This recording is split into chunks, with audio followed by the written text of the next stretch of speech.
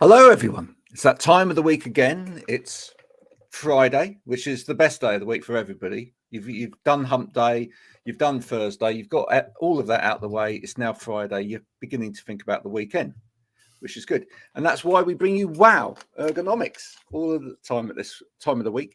Stephen isn't here today. Unfortunately, he's out and about at a show, so we'll hear all about that next week, and he'll be bringing us some cam footage from wherever it is that he's at anyway as well. So that's going to happen. But I've been joined by my special guest today, Mark. Hi, thanks for joining me. My pleasure. Almost thought I was going to get a drum roll or something. Saying we've got someone else though. You want a drum roll? I can do a drum roll. That's not a problem at all. There you go. There we are. Drum roll for you. Mark Waldron in the house, in my house. Probably your house. I'll be watching. Well, tell us where you're coming from. Well, I'm in Whittle, which is other side of the River Mersey, Liverpool. So for people who know, some people might not know Whittle, probably know Liverpool. And the River Mersey, there's a song about it. The other side of the River Mersey from Liverpool is Whittle. And I live there now. I'm from Liverpool, but I've lived this side of the River Mersey for 20 years, nearly 21. There certainly is a song about it. Do they still play it when you take the ferry across? Yeah. Yeah, they do. I'm pretty sure the last time I went on, I don't go on a ferry often, to be fair. I don't. It's not like a thing that lots of Scousers do. I think it's more a touristy thing.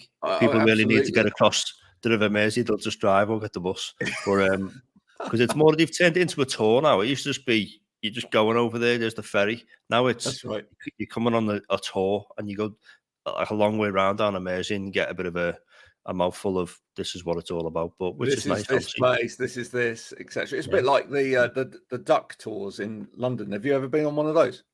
No, but I know what you mean. No, it's but it's one of them, yeah. Yeah, absolutely. Well, there you go. I would have thought the tape might have run out by now, or broken, but yeah. So tell us a little bit about yourself. What is it that you do? Well, I've got a company called Move, which is represents wrong side there. There you go. It's over Move, there, yeah. And it's because this is like the other way to Zoom. Zoom mirrors what we're on is doing the opposite, so getting used to that. But yeah, Move is a company that helps businesses get in a better place, to put it simply. And it's all about, we've got like 4 different offerings, 4 stages, depending on where you're at with your business. The main thing we do, or the main 2 things, I suppose, is Move online meetings, a bit like a network meeting, but it's not a network meeting. It is to a degree, but it's not like referral networking. It's networking to get business owners at any level, whether you're a startup, you could just be a business development manager in a company, a salesperson, or you might own a company that's doing really, really well. It's turning over maybe over $1 million. But all those people can come together and share ideas, get asked for help in any area of basically what they need. Because as we all know, as professionals, whether you own a business or you work within one, life stuff, especially the last 2.5 years. So if you can get a bit of help from other people who've been there and done it, you can get yourself in a good place sort of a lot quicker, rather than having to try it yourself, trial and error, losing lots of time doing that, losing lots of money sometimes or most of the time. So Move's there to help people just get in a better place. And let's Move online. We have 5 meetings a week, and it just enables business owners to very conveniently from the laptop or from the phone to just jump on a 90-minute call, check in, get some advice, go and implement it in your business, away you go. And then we've got Move Elite, which is monthly mastermind groups. That's where more established businesses come together. They get to problem solve with each other, really delve deep into the business and think, what's the biggest challenge we've got now? And then we set them actions, keep them accountable, and we meet once a month. And we actually do every quarter an in-person day retreat. So it's a Move Elite day retreat. Oh, you've just had one of those. We had one yesterday at Anfield, so Liverpool Football Club, for people who are interested in football. Hired out one of the boxes, so it was actually, they didn't say which player, but it's one of the players' boxes. And had a Liverpool sign on. The one next to it had a Nike sign on, so Nike have a box. And we were in there for the day with a guy who, one of the speakers was someone I won't say what it is, but because it's a bit of a secret. Only people that can be there know. But he started a business and sold it 3 years later for 1.65 billion. And he was the guy who was speaking yesterday. Wow. So it's high level stuff, trying to really help our businesses get to a better place. Yeah. Now that's a lot of lessons that you probably all learned yesterday then. Yeah, a lot. And one of the main ones, I think, the takeaways was it's actually very simple to, you don't realize how you could be a week away, a month away, a year away from having a business that just turns into this crazy big machine that can turn over millions or even billions. Like it's hard way to do it, but it can be simple. It doesn't have to be complicated.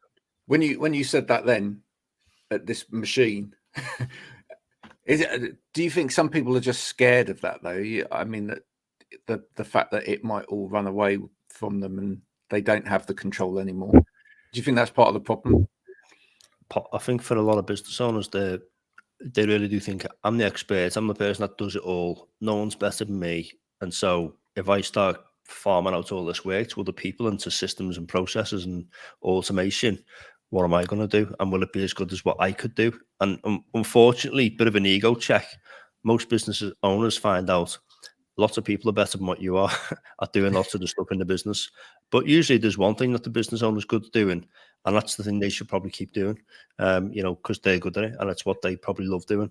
So it's, if you can get past that hurdle and get yourself to a point where, you can use systems, processes, people to do the relevant tasks, which will probably do it more efficiently, better, quicker, business gets better, and you end up with, ironically, you don't waste as much money, so you don't lose as much. You end up with more money in your bank account. You end up more time to use it. And who doesn't want that? Well, it's one of the things that we've talked about quite a lot on this show, because from an ergonomic point of view, yeah, one of the things that we bang on about with people that are running their own business is making time. Mm-hmm. And the trouble is, you can't actually get your health in check, and you can't actually make sure that you're taking those breaks and doing everything else unless you've got the time. Time is the thing that everybody seems to lack. And if you speak to any kind of business owner that's running a busy business, they'll say, I just don't have time for that. I don't have time for this. Yeah. And it doesn't matter what you throw at them in terms of solutions, they won't make the adjustments. Yeah, that's it. There's a problem for every solution. What you've just described there is what I tell people to listen out for as to who Move Elite is for. So if someone's saying, oh, I'm just up the wall all the time, they're busy, working long hours, I had to work the weekend last week, blah, blah, all this stuff. It's why are you doing all that? Because you mustn't be working efficiently. Now, there's a difference between having to work all those hours or someone like myself who I gladly work late if I want to, because I actually want to do it, but I don't have to. If I don't do it, business is still good. I still get time to spend with our little Mark or my wife or do the stuff that I want to do. But I have a set amount. I have a blueprint. I'll share that now. And it's my blueprint is allow a set amount of time to work on yourself, as in give yourself enough that you feel I've had my bit. So that's go to the gym or do a walk or do something that's physically good for you. Do something that's mentally good for you, whether it's just meditation, sitting down. I've got my book open still. I haven't read it all yet, but I'll read it after our live now. But read a book, chill out, learn, eat well.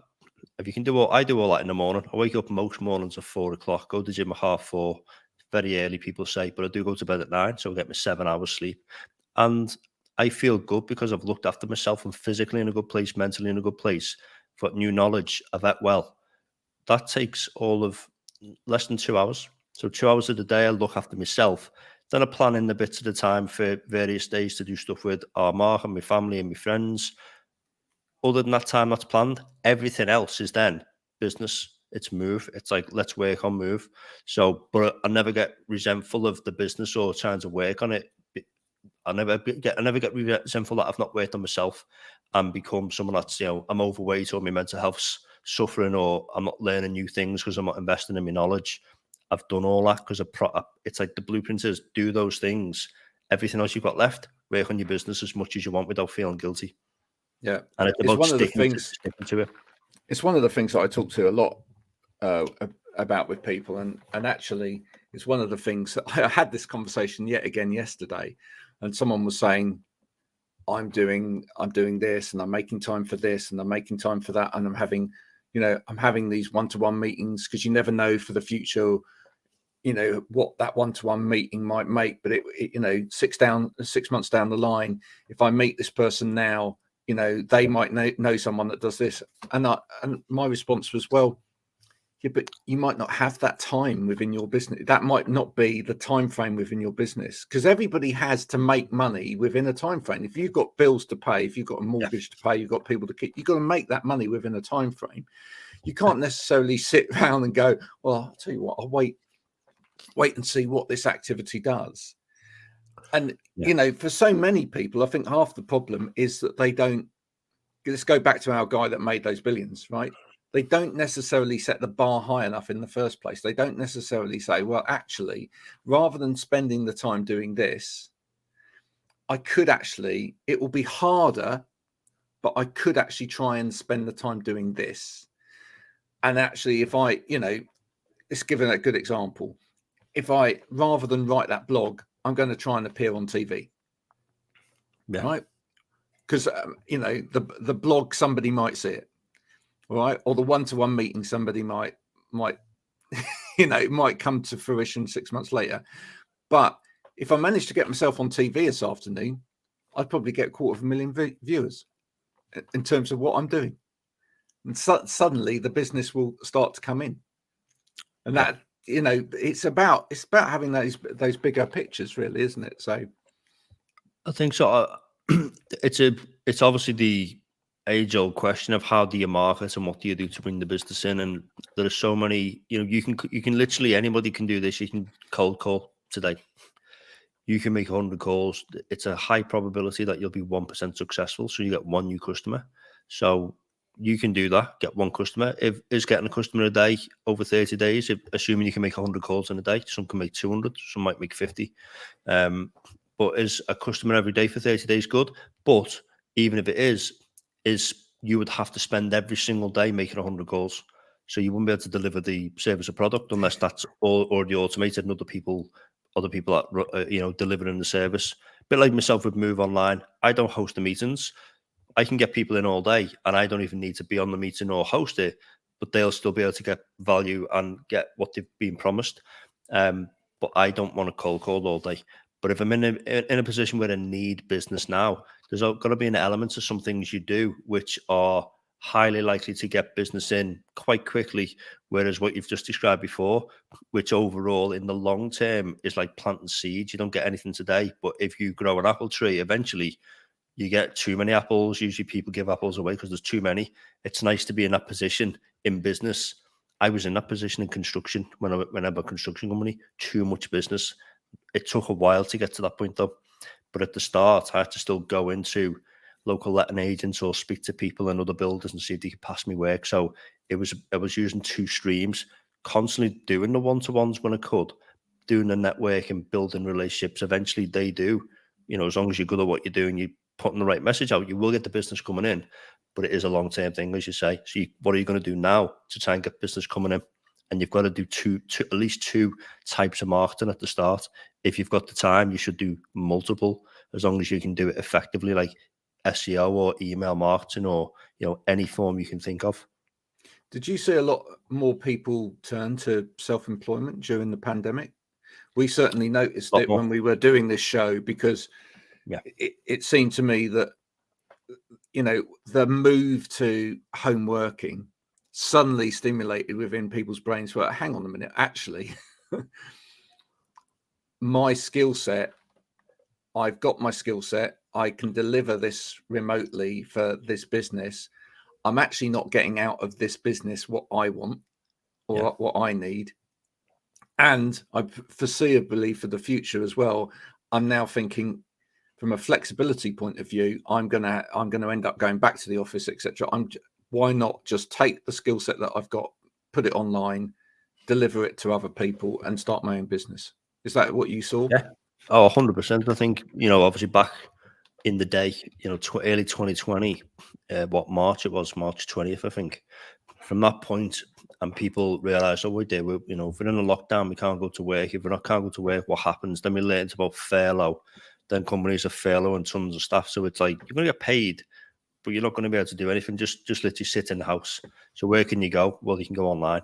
So we found a lot of people having that safety net to say, okay, well, I've got nothing to lose here, getting paid anyway. Why don't I just go online and see what's what? And the amount of people that said, well, in the background, I've been doing this coaching thing, or I've had this product that I sell on eBay, or I do this or do that. And those people were sort of, I suppose you could say, they were chances, thinking, why not do a bit more of that on, online events? And we got a lot of those types of people in Move Online when I started it during lockdown, because I thought people need some sort of platform to just discuss and help each other. I did that for free for 2 months, and eventually it turned into what Move is today, which is a membership organization. But at the start, it's just, let's just help people. Let's just start a call and say we're going to be online twice a week. It'll be 2 hours.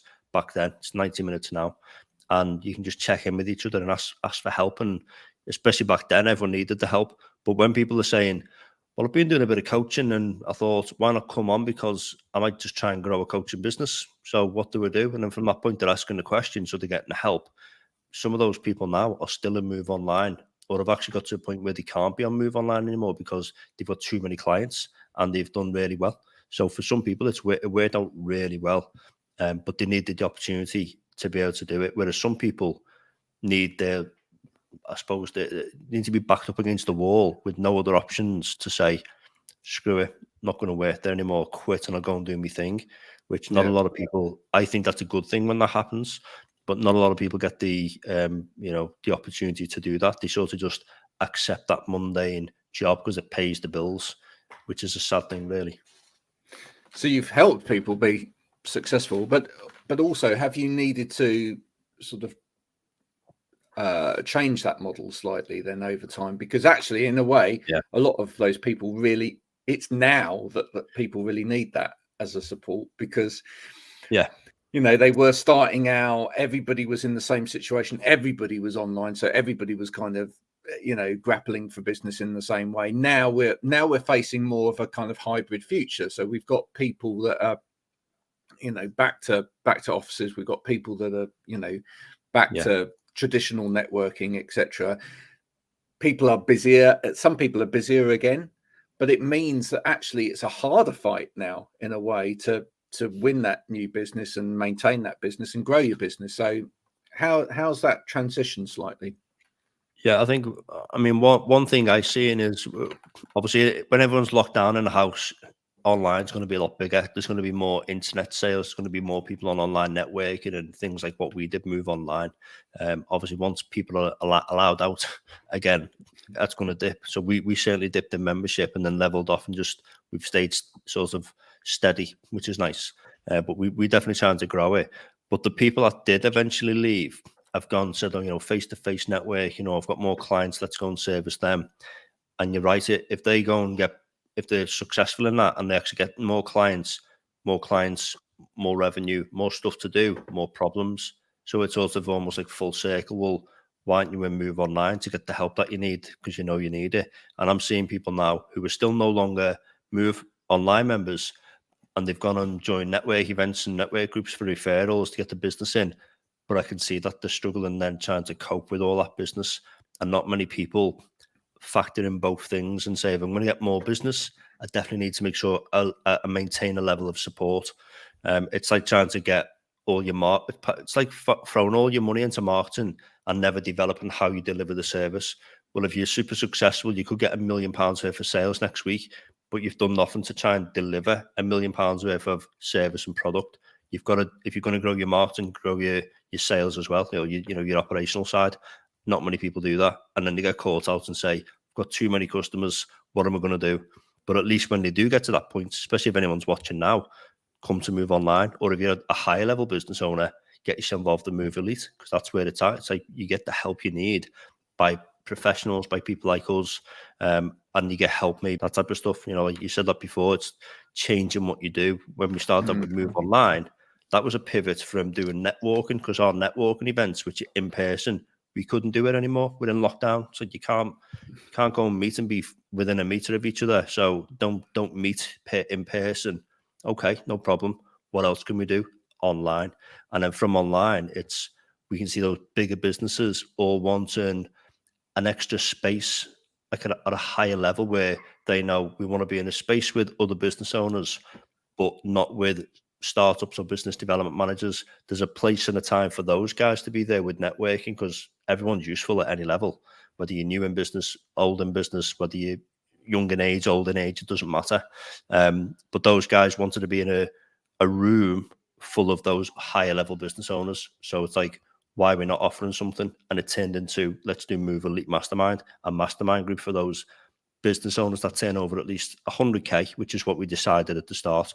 We think we're going to up that soon, that sort of bar, to 250,000, to make sure that the only people in are the people that have built something. You can't get to £250,000 without usually having a team of people. You've got a few people that you employ. They're the type of businesses we're looking for, people who are not just successful one-man bands, which is great if you do that. We want the people who employ people, they use freelancers and subcontractors, and they're growing something big. They're the people in Elite that are actually ambitious and want to grow and understand that they can't do it all on them, by themselves. So they need that extra support from other people. And one of the things, the guy yesterday who spoke at our event, who again sold his company for 1.65 billion, he said himself, learn when to pivot, learn when no one really needs your service anymore, or when the demand is dropping. What else can you do? Always be developing, always be innovating.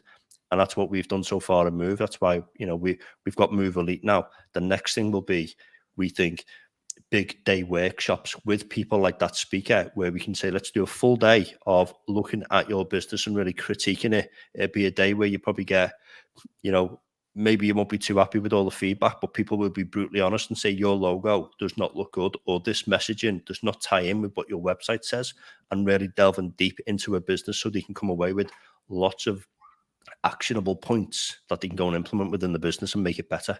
So we're looking at doing big workshops with high level speakers, or not so much speakers, but people who can critique you. We get someone's website up on a big screen, 500 people in a room, say, let's look at your business now. What do you do? And I've seen this done with other people, and like people who do websites or people who do certain, areas of business.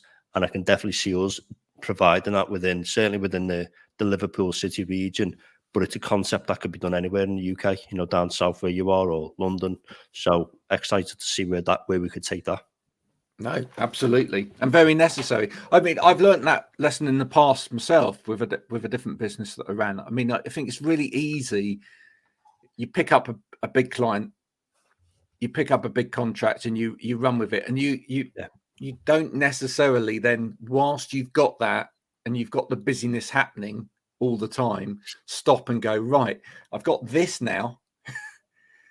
This is bringing in the money, but this may not last forever. How do I use the fiscal resource that's coming in at the moment to actually plan for the future and make sure that I've got something solid that's actually going to carry me through and beyond next? It's so easy just to run in the moment with a business. Yeah.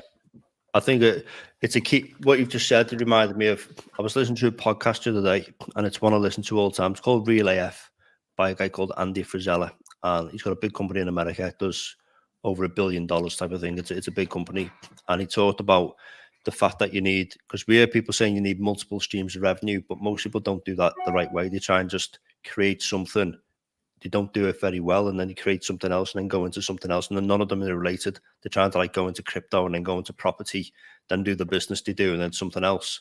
But actually, multiple revenue streams at the start should be just do one thing really, really well, but then have another product related that might service a different type of person. And his example was, they're in the supplement industry, protein powders and all this. He said, we have low level protein, just like basic for everyone, generic, low cost. Then we do super premium, high level, the best on the market. He said, so if times are tough, we still got a product that's affordable. But he said, if people are, doing well, affluent people, they can spend out on the big products. He said, but no matter which times we're in, we've got something for both. And it sort of made me feel good, because I thought that's what we do in Move. We've got Move Networking, which is very entry level. It's £6 to turn up of a weekend. You get walking with a bunch of people. You never know who you're going to meet. Anyone can come. It's nice and simple. Even if you haven't got much money, it's only £6, but you're going to get around a good group of people. And then we've got Move Elite, which is, thousands of pounds. So depending on what the market's doing, we've got a product or service to service both. And it's all under the Move banner, but it's different revenue streams within one company, if that makes sense. And I think if people can focus on doing that within their own company, they'll do okay no matter what the economic sort of, whether we're in a recession or things are all rosy. If people have got comments during the day whilst you're watching this, do please put them in, and we'll make sure that those get over to Mark so that he can answer them as well. So do that. Now, you're a guy that keeps fit. You go to the gym on a regular basis. You've recently been doing, was it 75 hard, something like that? Still doing it now. You're still doing it? Yeah, 75 hard. I mean, some people will have heard of it, no doubt, but those who haven't, it's a mental toughness program, and it's literally a bunch of tasks every day, which you got to do. If you miss one out, you fail. So it's very simply do all the tasks, and the tasks include, 2 workouts a day. One of them has to be outdoors, which I'll be doing in a sec. Once we finish, I'll be going on a daily power walk, so walking really fast for 45 minutes. You've got to drink a lot of water, which is a gallon, US gallon. Wow. So it's like 3.8 litres of water, which, to be fair, if you do 2 workouts a day and keep up with what you need to stay hydrated, it's all coming out. Yeah, that's it. But it's all going to come out, and that in itself means you've got to plan your day properly. Of like, I'm going to be around somewhere where I can go to the toilet. You've got to stick to a diet, no cheat meals, no alcohol. Take a progress picture every day and read 10 pages of a book, a non-fiction book. So learn, basically. And that's 75 days. I've already done that. Then there's 3 phases, which are 30 days each. And I'm on phase 2 at the moment, which is a 30-day stint. I started it knowing that the last day of it, so the day that I'm still doing it, will be my birthday on the 30th of October. And people are saying, why have you done that? It's your birthday. It's like, that's the whole point. It's meant to be inconvenient. It's meant to be tough. It teaches you good lessons. And if you can do that, you will then apply that and filter it into other areas of your life, like your business or your job. And who wouldn't want to have mental toughness and be good at the job and be able to overcome any obstacle that comes in the way, which happens most days to us. If you can just get over them easy and see it as that's normal. I expect issues, but I'm also good at solving the issue. You'll be in a good place. You'll be affected less by stuff. Your mental health will be in a better place. Your physical health would be in a better place. So to me, it's a no-brainer. Why would people not want to do that? Well, I want to bring this back to ergonomics, because that's what the show's about. And now it's years we've been banging on at people to take some responsibility, if you like, and especially business owners, take some responsibility for your staff, etc., as well, in terms of the health and well-being of them when they're working.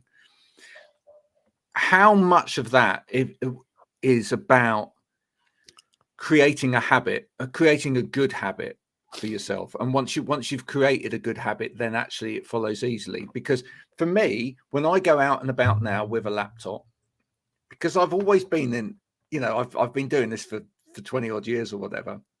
Yeah. I will always take my laptop stand with me. I'll always take my separate keyboard and mouse. I will always take the minute or 2 it takes to set myself up, and I will make sure that my posture's good before I work.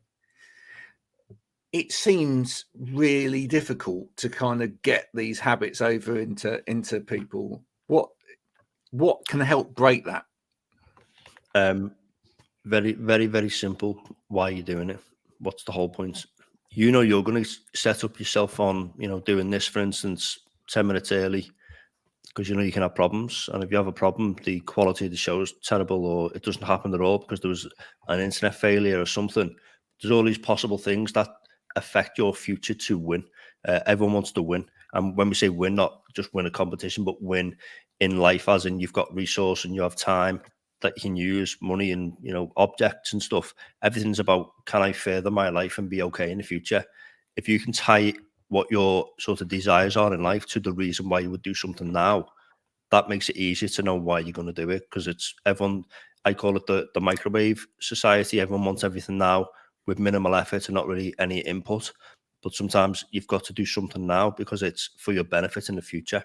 And there's sort of, who said that? I can't remember who originated this type of quote, but I'll paraphrase, like, if you think the price of sort of doing something now is high, wait until you get the bill from regret.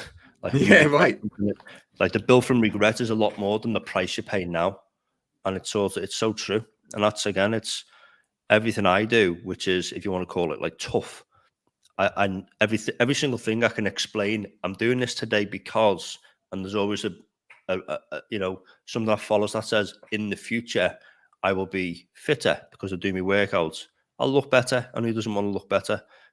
I'll feel better because I'm eating the right food. My mental health will be better because I did something today. My knowledge in the future, I'll be able to help more people because I read a book today. It's simple stuff. So it's about knowing why are you going to do what you're going to do now in order to, benefit yourself and others in the future. Yeah, I think too many people kind of just try and live in the moment and think, well, today's today. Who knows what's going to happen tomorrow? But you're setting yourself up for failure tomorrow, aren't you? You're setting yourself up for tomorrow not being as good as today, and that's when the problems come in. And I see it when I post stuff on ergonomics that people from the medical profession, etc., will comment on it and say, yeah, if you don't do this now, this is what's going to happen to you in the future. That you're not really thinking long term, but it's difficult. I mean, I've said it before on here. I've been into buildings with 19, 20-year-olds sitting at desks, all sat there all day long, typing away, slumped over, and they're like, yeah, but I'm all right, mate. I don't need to change anything. But if you turn and say to them, look, when you'll get to 30, and at 30 it will start to hurt. You're putting down foundations now for issues in the future. I even wrote an article once which was called 30 seconds or 30 years, and it was about an accident that happened on the road, and somebody that was lying there in hospital, and they had all of these various conditions which affected their body in terms of their back, injuries to their back and their lower spine, etc. And all of those conditions were exactly the same as somebody that had spent 30 years at a desk, sat incorrectly. So you can ruin your body in 30 seconds, or you can ruin it over 30 years, but the result could be the same. You might end up not being able to touch your toes. That's it. Yeah, I mean, when you said that, the first thing that comes to mind was, the sort of a stitch in time saves 9, because it really is. It's like the more you invest now, the less you have to do in the future, and the more you'll be able to do by way of, ability, if it's a physical thing. If people are not, and employers, going back to ergonomics, looking at something simple like sat at a desk with your hands in the right position, seated in the right position, and occupational health these days will go into make sure your staff are in a good place for the physical working environment. But if you're that invested, why are you not bothered about overall health, not just while you're at the desk? Such as why you're not saying go for a walk at least 20 minutes a day, or a 10-minute brisk walk, or if they were local, they could say get involved in Move Network, and you can actually buy a Move Network and corporate pass, which includes like 10 or 20 spaces for the staff to get involved, which is we've just brought out. But it's why you're not looking at the overall picture and saying, what's your diet like? Because if your diet's better, you probably feel better. You'll probably be more focused at the desk or wherever you work. Everything needs to be taken into account, and you can't just say, for instance, ergonomics is just, which I know it is from a physical level, like just this, but you can't just be interested in helping someone for some of the part of the job or some of the life and then neglect the rest. Like it's holistic. You've got to look at everything. Oh, actually, I mean, most people that practice ergonomics, it is a very holistic. It is a very holistic science. And actually, if you look at things like organizational ergonomics, you start to look at processes within a business. And I think, these things are key. Are you actually dissecting your processes? Even things like communication. Are you dissecting the communication within the business and saying, right, are there sticking points to the communication? Because if you don't take those sticking points out, then, parts of the process fall down. So it can be just about the way you sit, or it can be, about the immediate environment, but it can also be, why are there all of these different parts to this process? Are all of those parts of that process easily accessible to everybody? You know what, like yesterday when we did our Move Elite day retreat, we had 2 speakers, and then for the last part, myself and Andrew, my business partner, we thought we'll do a workshop to help, the members with something useful. And we know from listening to what the problems they talk about, a lot of it comes down to systems and processes and actually getting uniformity in what they do. And we gave an analogy, or I did a workshop about making a cup of coffee, and I gave everyone post-it notes. Said on your post-it notes individually, we had 2 tables with 10 on each table. Write down how you make a cup of coffee, and everyone had a different sort of method. One person had pressed the button on the machine. I was like, that was it. Cup comes out, and it's like, okay, that's good. And then someone else said, boil a kettle, get the cup, and all this. And then I made them work as a team to come up with the ideal way to make a cup of coffee. So we had 2 teams. And then at the end, both teams had a totally different way of how to make coffee. One of them had gone really in depth on, I said, imagine at the coffee shop, what would it be? And one of them coming so in depth, they had like the diamonds, because if anyone knows how to make a flow chart and a sort of process, squares or rectangles will be just do this. A diamond it's a choice, like if a this, choice, either way. Yeah. And they were like, ask if they want sugar, and then and then I said, well, are you not going to include syrups in there? And it's like, but it was a bit of a debate, and overall, even after the group session, they both come up with 2 totally different things. And we said, imagine that was your business with processes and there's an expectation of something to happen, but you've not got a process locked down. And then imagine you did do it a year ago. Is that going to be the same today? Could it be more efficient? Have things changed? Is the new technology that you can make use of? So looking at your processes mapped out on post-it notes, which on this most basic level, not just digitally on a laptop or something, can really make you look at it from a macro and say, is there any part of this which is inefficient? Is there anything we can do to make it less steps to get to the same result and make it more efficient in any aspect, whether it's ergonomics or just delivering the product? And that's something every business owner should be doing to make sure what they expect to have happen in their head, which is usually only in business owners' heads, is mapped out on a piece of paper somewhere, and then eventually in an operational handbook or on digitally. So, but not a lot. And that actually leads really nicely into today's next bit, which is every week, Mark, we have a little snippet from Jodie Greer, who's our resident access and inclusion specialist, and she's going to do a little bit today on salaries. When it comes to inclusive recruitment, I always recommend sharing the salary bands. And I know for a lot of companies, there goes that deep intake of breath, because the reality is companies are hoping for the best talent at the lowest possible payment.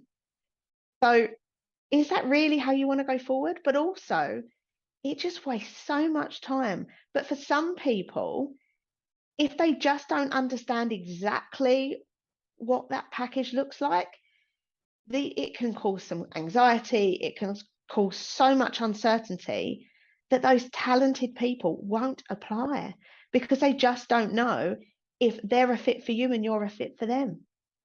So think about this. Get the best people. Share those salaries in advance. The public sector do it, and it works for them. So in the private sector, I really recommend you start looking at those policies.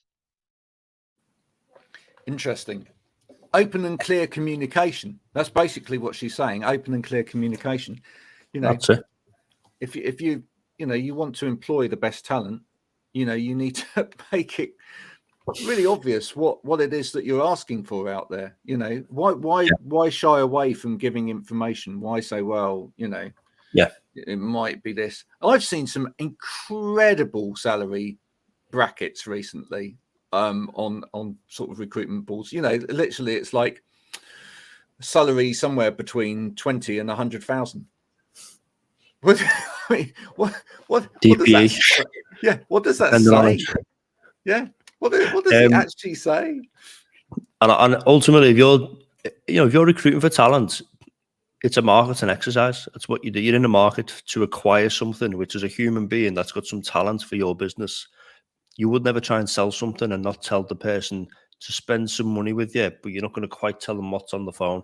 You don't see, Apple saying this new iPhone, it's got some new features. We're just not going to tell you what they are, but maybe you might want to buy it and then find out. It's like, it doesn't work. If you say this is what you're going to get, makes it easier for the person to know if that's right for them and you're right. They're right for you and you're right for them. So yeah, I mean, as she said, it works well in private sector, in public sector, like the NHS, or in working for the local council. I used to work in HR in a local council years ago, and it was very clearly I knew I was on this band, and it was this salary, and there was about 20 different salaries, maybe more. And I could see what the CEO was on. I could see what the bottom was on. If anything, it gave me an idea of, I want to be on this one. You could be, you could actually move up. How do I get there? What do I have to do? And and it definitely gave me more of a boost to know. Tell me what I've got to do. I'll go and do it. And then I did. Got promoted. Easy stuff through transparency. Also, as she's saying, if you're neurodiverse, it may actually cause you massive anxiety over that anyway, and you might then think, well, I'm not going to apply for the job. And if you do feel that you're at the more talented end of that spectrum, and actually you're really kind of pushing for a higher salary because you deserve it, if you see such a massive salary band, you think, well, I'm not going to apply for that, because clearly what they're going to do is they're just going to interview me, and then they're going to go for something in the middle or somewhere down there. It just isn't going to be you that gets the job, so you just won't apply, and they're never ever going to see the people that they really could have within their organization. My wife she works from home. I've heard her speaking to candidates sort of in the other room, and I can't hear what they're talking about, but I can hear the conversation is clearly the candidate saying, I'm not sure if I should go for the interview though, because I'm not sure if they need what I've got to offer, and I'm not sure quite. It's like there's a lack of clarity somewhere. They're not sure if they're right for the company, and the company don't know if they're right. But obviously my wife is saying the point of her calling people is to say, we've looked at your CV, it looks good, and regardless of what you think, we feel you should be going to an interview because you've got some potential. You could go and work for that company potentially, so go and do it. But you've got candidates sort of a bit apprehensive, could well be people in neurodiverse and thinking, am I the right person? So clearly there's a barrier for them not just thinking, let's go for it and let's see if I get the job. If I don't, I'll get some feedback. I'll learn where I could do better, or maybe how I change the CV so I know what to sort of talk about in the CV and in person to get myself the point across of the skills I've got to get the job. But there's clearly an issue there. Sometimes, not every time. Now that we're getting towards that time of the year when people are starting to think about Christmas, I hate to mention the word because for some people well, I love Christmas myself, but I did do a poll on it the other morning, and you could tell some people were like, don't talk to me about Christmas until December the 23rd, But then there were other people that were like, yeah, absolutely. I was raising the point quite sensibly that, and I don't know why more people don't do this. We start buying our Christmas presents in the January sales straight after Christmas, because we're a large family. Yeah. I just do not see the point that some people leave it right to the last minute and then say, can't afford it. Yeah. And there were other people making the point on there, quite rightly so, that with the cost of living, etc., there's going to be a lot of people that are going to struggle with Christmas. And I agree. And we've got to help those people. But actually, at the same time, this is a sensible thing. If you actually eke out your Christmas spending throughout the year, do you know what? You have less of a problem with it when it comes to Christmas time. Yeah, because you've done most of it by the time you get there. So it's done. But the point is, people are beginning to get a little bit festive. We're going to start having the Christmas market soon and everything else. And we're going to have Christmas parties. But now, not everybody can have a Christmas party, because if we've got all of these people working from home now, one-man bands, and they can't do it. So Move having a Christmas party? Yeah. I mean, we specifically address that issue because some people are the self-employed, they work on their own. Some people are small, some people are big. We have got a bit of, whether we call it a recession or not, I don't know if it's officially a recession we're in, but times are tight. People have got less money. So we always have a Move social at Christmas, which is ultimately, it's like a network event, but it's not a network event. It's not go and turn up in your suit or your blouse and pass business cards out. It's like, let's build relationships. Let's just have a fun night out, a chance to relax and be social with a bunch of other business owners and professionals. We have that every 3 months, but the one at Christmas is in December is the Christmas one. And we've got it on, I think if I'm not mistaken, it's the 8th. I don't know if you can put a link in or anything, but it's the 8th of December anyway. Yeah, we'll put a link in. We'll put a link in afterwards, yeah. I've literally only spoke about it one time, which is just over a week ago. And within 4 days, we'd sold 30 tickets, 50% of the whole event, because we got 60 tickets. So there's still 30 more tickets, and anyone can come. Move members are definitely invited. They do book on. That's probably got most of the tickets so far. But people who have never heard of before have booked on already. So it's good to see names on the list where I'm thinking, who's that? Don't know, but I'll get to know them. And I'll be able to do it in a social setting where I have a few drinks, bit of food, or a lot of food. Could say we've got free-flowing pizza. If you like pizza, and lots of different types, lots of different ones that suit all type, vegetarian and vegan and stuff. Got lots of different types of pizza. It's just free flowing all night until people get bellies too big that they can't eat anymore. So it'll be good. And it's £22.50. So again, it's very, very cheap for a Christmas sort of event where we've got a private room and food and all that. So we've kept the cost low. We're not doing it to make a profit. It's more, let's do it to bring people together. Usually we meet good people anyway, and in some way, without even trying, they end up in Move, which is a good way to market stuff. Sometimes it's like provide something for free or very low cost, almost like a foot in the door with a relationship. That it's up to you then to develop that relationship and show that you've got so much value that something may come of it. And if people get involved in Move Elite or Move Online or Move Networking or maybe our coaching services, that's great. But the whole point of doing it is just to have a nice fun night out and get the business community together. So everyone's welcome. Well, so there you go. Only the next 30 people are welcome, to be fair. So, only the next 30 people. So if you want to be one of those 30 people and you live really Liverpool, within the sort of Liverpool, Merseyside area, etc., and you've got a business. Just to point out, someone's booked on who lives, and he's one of our Move Elite members, Matt. And he's booked on. He comes to all the Move socials. He lives in Stafford, which is just north of Birmingham, and he comes all the way up to Liverpool. So you don't really need to even be in Liverpool. You can come as far as you need. It's we've got people that are literally traveling 30, 40, 50 miles or more to get to a Move social. Me and my wife, we're actually going to go, but the only reason we can't go is because it is exactly the same time as our youngsters are in something called Clocks, which is like an amateur dramatics thing. They're performing, so we can't. But otherwise, we would have been there, and next year we will come. So that's a given. Yeah. But if you're in that area, and we would have travelled all the way from Somerset, so there we go. If you're in that area, and you're a self-made business, you're working from home, you really haven't got a team necessarily, or you've got a small team, and you don't really want to just go out and to the local pub, because that would be a bit boring. Why not get involved? Go and have a Christmas party with other people. Meet Mark, say hello. I'd be glad of that. The thing is, Graham, there are a few people coming who've got a small team, and they're bringing 3-4 team members as their Christmas night out, but it'll be part of a bigger sort of celebration. So rather than just 4 people going out, which you can still have a laugh doing that, but they get part of a bigger, crowd of people. So they'll have a fun night. So they're using it as their Christmas night out, even though they've got a small team, not just one-man bands. Well, there might be some people watching this that are thinking, actually, that's a real good idea, because I don't want to actually socialise with these other people just on my own. Just pushing them away to other people. So actually, yeah, if I take my small team out to here, it would be great, because we can, I can lose them. might even get some more business as well. They might do a bit of networking. Absolutely, contacts. Listen, thank you so much for coming on and talking about Move today. Joining in the conversation, talking a little bit about ergonomics. If people want to get in touch with you, find out a little bit more about Move, where do they go? Well, I'm on LinkedIn, Mark Waldron, and you'll know it's me because there's a big green circle around my profile picture.